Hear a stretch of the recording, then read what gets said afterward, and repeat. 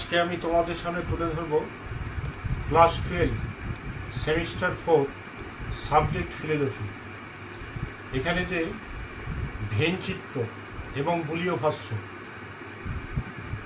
When George when চিত্রের আকারে প্রকাশ করেছেন, আর বুল বচনকে আকারে প্রকাশ করেছেন। তো কিভাবে বুল আকারে করেছেন এবং ভেন কিভাবে চিত্রের মাধ্যমে প্রকাশ করেছেন, সেটা আজকে 4টে বচনের মধ্যে 2টো বচন দেখাচ্ছি। এর পরের ভিডিওতে আবার 2টো বচনের দেখাবো। এটা দেখলেই তোমরা শিখতে পারবে ভেন চিত্র এবং বুলীয় ভাষ্য কিভাবে করতে হয়।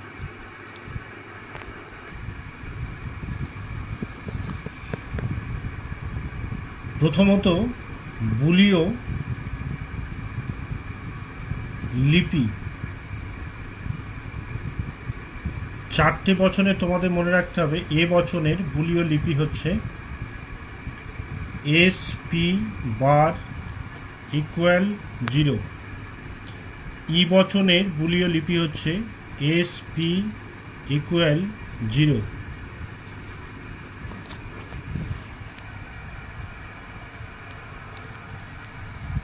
আই বচন হচ্ছে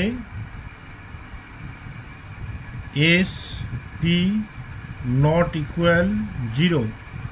ও বচন হচ্ছে SP⁻0। এই বুলীয় লিপিতে তোমাদের 4টি মনে রাখতে হবে। বুল এই 4টি বচনকে বুলীয় লিপিতে এইভাবে প্রকাশ করেছেন। যেমন SP উপরের এই দাগটাকে বার বলে, =0। ই SP=0। I SP⁻0। ও বচন SP⁻0। বুল জর্জ বুল এই লিপির আকারে 4টাকে বচনে প্রকাশ করেছে এবং ভেন চিত্রের আকারে প্রকাশ করেছেন।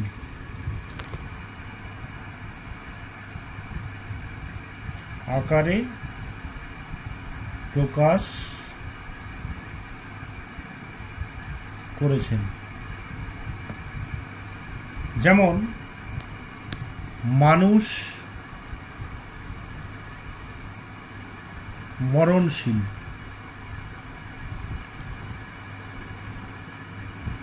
তাহলে এটাকে বচনে রূপ দিতে হবে অ্যারিস্টটলীয় মতে।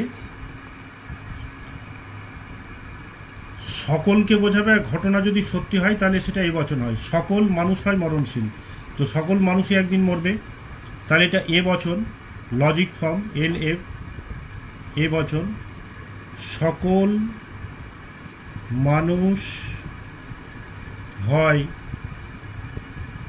মরণশীল। তো আমরা মানুষকে এস ধরি, সাবজেক্ট প্রেডিকেট SP। তো এবার হচ্ছে ভেন কিভাবে চিত্রের আকারে প্রকাশ করলেন, সেটা হলো ভেন চিত্র।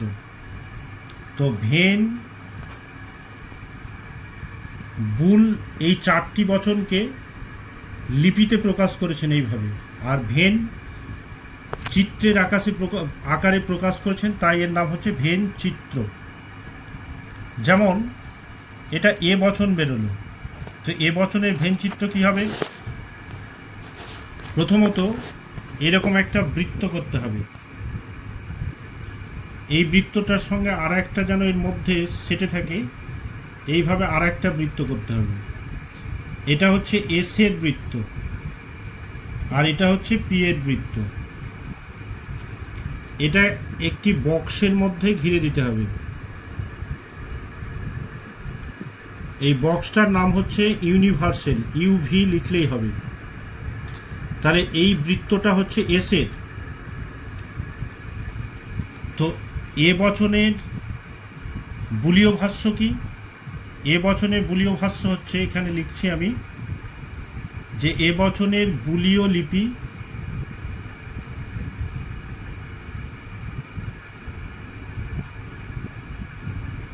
এ এস পি বার 0, তাহলে এটা হচ্ছে এস এর আর এটা হচ্ছে পি এর। তো পি এ কি আছে? বার। তো এখানে এই বৃত্তটা এস এর, পি এর নয়, তাহলে এখানে পিটা বসবে। তো পি বার মানে এটা বার মানে নেই, তার মানে এই বৃত্তটা হচ্ছে এস এর, পি এর নয়। তেমনি এখানে যে পি আছে, তাহলে এটা এই বৃত্তটা এস এর নয়, তাহলে এখানে এস, এখানে বার। আর ঘরের এই কোণে লিখে দিতে হবে এস পি। এবার হচ্ছে যে এই যে এখানে বুলীয় লিপিতে এস পি বার আছে, তো এখানে লক্ষ্য করতে হবে এস পি বারটা কোথায় বসে আছে। যেমন এখানে বসে আছে এস পি বার, এখানেও আছে এস পি বার, মিডিলটা লক্ষ্য করতে হবে, এটা যেখানে থাকবে এবার ওটা এইভাবে লাইন টেনে বন্ধ করে দিতে হবে এই অবধি। এটা হচ্ছে ভেন চিত্র। এই জিনিসটা যেখানে থাকবে ওটাকেই, ওই ঘরটাকে বন্ধ করে দিতে হবে, এই দাগগুলো যেন ভেতরে না চলে যায়।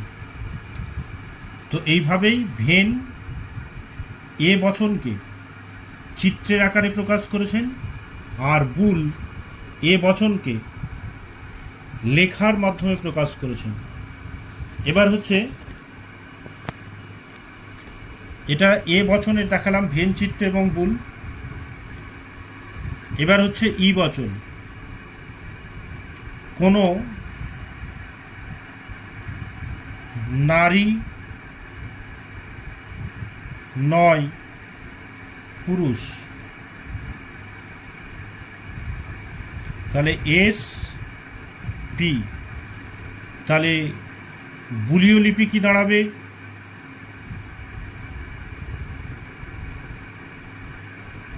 এই যে বুলীয় লিপি ই বচনের এস ই এস পি, তাহলে ই বচন এস পি ইকুয়াল 0।